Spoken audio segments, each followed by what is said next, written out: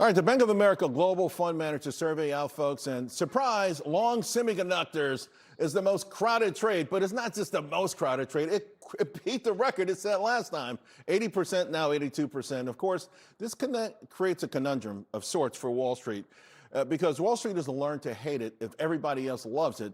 Sort of like Reese's peanut butter cup, right? It's hard to resist. Still, for this reason and others, my next guest says that this could be a more volatile period, maybe even some reversals. Want to bring in Partners Group, their chief investment strategist, Anastasia Amoroso. And let's just talk about the semis for a moment. Yeah. 82%.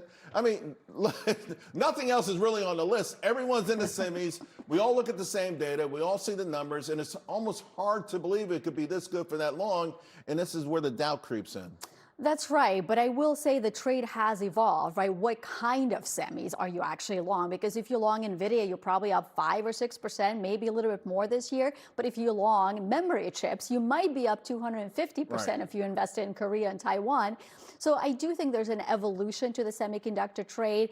But I think what's also going on here, and that's actually my cause for concern here, is that there's a lot of leverage. There's a lot of triple levered things that have crept into the system. There's a lot of retail margin loans, for example, in Korea and Taiwan. So what I would worry about is if there is a sharp reversal in the thesis for semiconductors, it could also come with sharp reversal in the markets because of that leverage that's built up. Fundamentally, I do actually still very much believe in the global semi trade. So yesterday, for instance, with the to your point, the Kospi got hammered, but it got hammered. Those margin calls triggered more margin calls, and the irony is maybe the high next story was getting better at the same time, and they coexisted. I want to ask you about the Mag 7.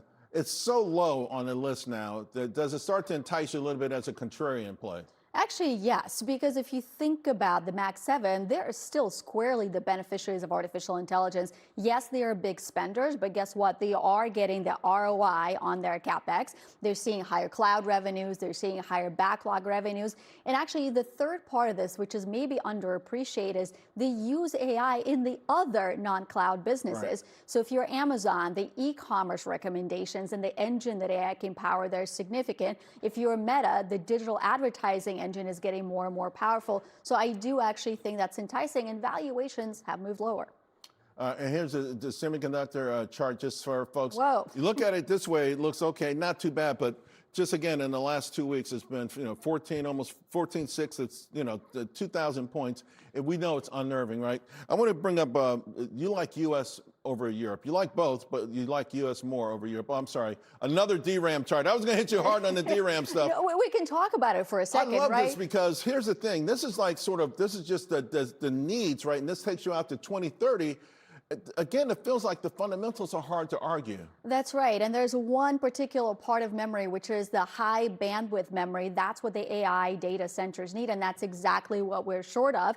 But as a result, we shift the capacity to build those. Capacity also moves away from the other memory chips. And as a result, if you look at the average selling prices for all kinds of memory chips, they're going down, or going up, I should say. Right. Shipments are going up. And so that's actually where the strength is in the semiconductor trade. Now, that hasn't changed. And Charles, the last quick thing I want to say about that, a lot of these memory companies are now signing long-term customer contracts. And so as an investor, I have to wonder, what does that do to the multiple? If all of a sudden you're not just a cyclical semiconductor trade, but you have a longer-term customer base and contract. It gives you more confidence. More confidence and higher multiple, potentially. Listen, I'm in them. I'm riding the wave. And to your point, we know it changes.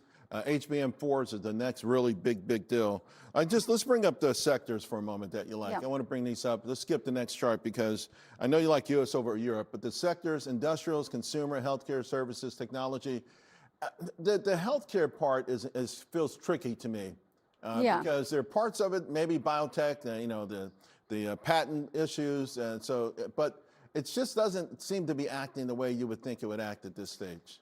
That is true, and there's so much in healthcare. To your point, there's a high beta biotech, there's the pharma, and there's sort of the policy exposure. But I want to look at it from the thematic standpoint, the longer-term investor standpoint. And as you know, one of the biggest issues in healthcare is spending is massive, but it's not necessarily used in the most efficient way. So where we are focused on in healthcare is the deployment of artificial intelligence, the deployment of technology to actually solve the bottlenecks. And so we're investing, for example, in diagnostics, diagnostics, AI-driven diagnostics. Another area that you point out to, particularly from a longer term investment point of view, the sports. Yeah. I saw this headline not long ago, $2.5 trillion opportunity. How do we get a piece of the action? I want to own a professional badminton team. How do I do it? Well, maybe not that one, but look, it is truly a $2.3 trillion market, and it's sliced between some things like youth sports and professional sports and media rights and, merchandise. So I would say you can get into so many of these slices, but I think the first starting point is not to overlook this massive opportunity. For us, we're intrigued by the growth in youth sports, for example. Right. Again, that's a big sliver of this $2.3 trillion number. And the other thing is sports agencies and building some of those sports agencies and growing them as the athlete pool grows.